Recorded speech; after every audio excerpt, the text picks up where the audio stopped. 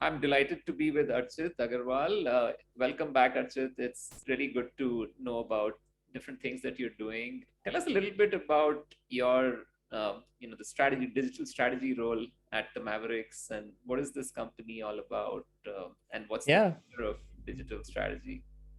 sure. Thanks. So I think what I do at the Mavericks and what the Mavericks is an PR and marketing startup. We're based out of Delhi, but we are, we have we work across 5 different cities. And the goal with the Mavericks is really to be a very integrated agency. So we provide a variety of different services. And across those services, the goal is that any client that we onboard, we're providing more than one service. And the way that we look at it is that we're not there to provide like performance-based deliverables. We're there to provide a purpose as well as build reputation for the brand that we work with. So a lot of the brands that we work with are largely B2B, B2C companies in tech space, as well as some amount of companies in both the fintech, in the startup space, and then some amount of the companies are also in the development space. And I lead the digital design and influencer teams, which means that anything digital, anything that isn't going into print, comes under my purview in many ways. So that's essentially my role at the Mavericks currently. So very often our students, come to think of it, are digital natives, and they know Right. a lot of the stuff. They consume this, they get attracted to what's being pushed to them, and they end up with careers in spaces in marketing, which are sort of new and emerging. So, what is the correlation between what you study in college versus what you're doing here? I know it's a very open-ended No, yeah. question, but like, is there something you can study in college to get where you are?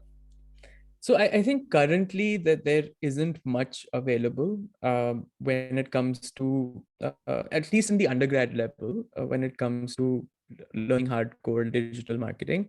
There are some courses that are out there. Like I think Trinity in Dublin has some digital marketing courses, and there are some other schools that are doing it as well. But I think one of the things that is very different with learning digital marketing through that kind of an opportunity is that you end up learning like tactics of marketing, which are also something that you can learn as you get into a job. I think the more important thing is like understanding the essence of why communication. And I think that's something that I was very like glad to have done at Denison. So Denison really taught me how to communicate, and the theories of communication that really affected the way that I thought over my colleagues at any workplace. So, constantly sort of getting better at seeing the way the world is, reading a lot more about not just Hmm.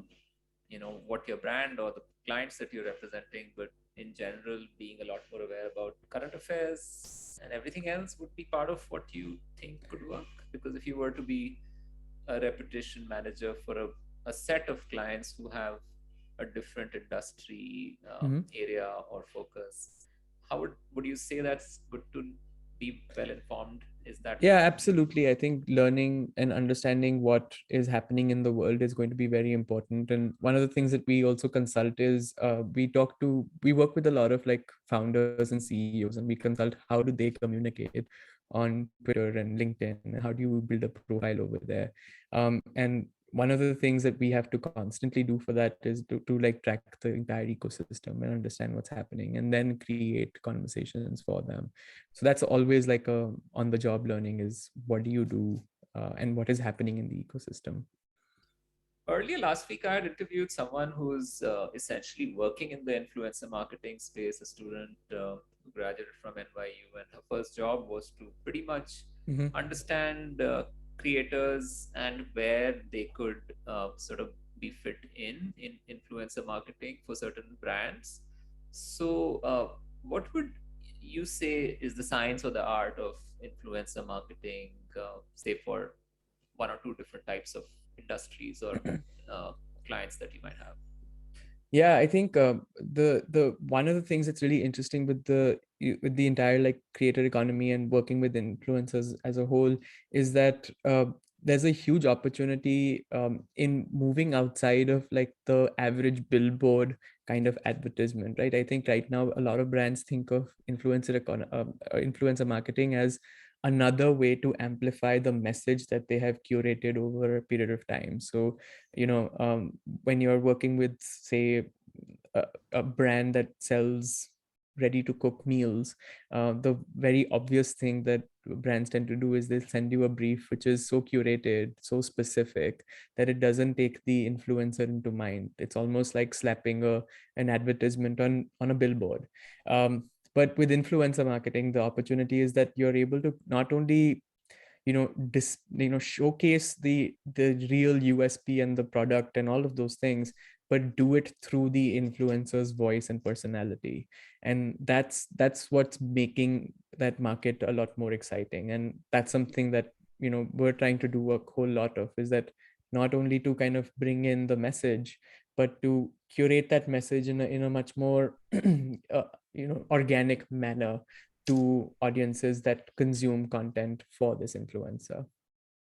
Pretty interesting. So, like a lot of the holistic understanding of what the brand represents, and sort of having that storytelling approach and finding the right influencers who can Yeah, yeah.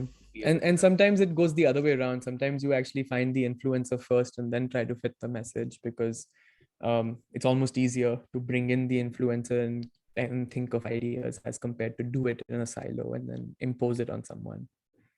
Yeah, earlier in our conversation, you talked about how very few people actually read newspapers or written content, and they're consuming content digitally all the time. So, what's the future? Where do you see more such digital platforms emerging? Is it like metaverse? Is it something else that maybe embedded in gaming? All of this is already a reality. Where is it all heading? So, yeah, happy Yeah, to. I think it is going to be a lot of like this metaverse, and I can't really visualize what that would even look like in the near future, and what are the opportunities there. But that's definitely one of those spaces. I think at the core of it, though, the things that will change are going to be the platform and the way that the content is showcased. But the overall storytelling, the overall messaging, that really won't change. It's just about bringing it into a different platform. And that's something that's really exciting with comms in general, is that if you get into the idea space, if you get into like what is the idea that I want to create, it doesn't really matter what the format and the medium of that content would look like. So I think eventually we'll all start thinking of um, branding and idea and storytelling devoid of format, and then try and fit the format as we develop it forward. It's been really enlightening to just listen to all of this. It's so much fun to see how you've linked what you've learned at school to experience, and then going forward as a leader in the vertical that you're heading at the Mavericks. So long and all the best. Thank you. Bye.